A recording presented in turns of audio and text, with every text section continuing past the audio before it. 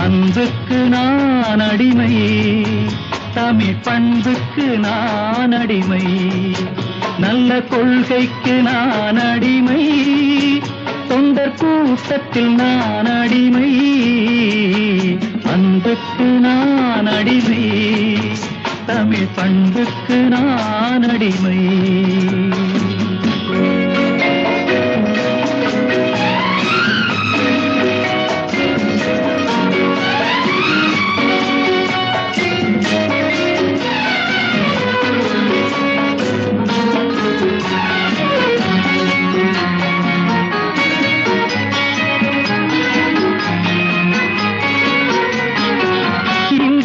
இங்கே பொங்கி வழியும் முகங்கள் நான் பார்க்கிறேன்,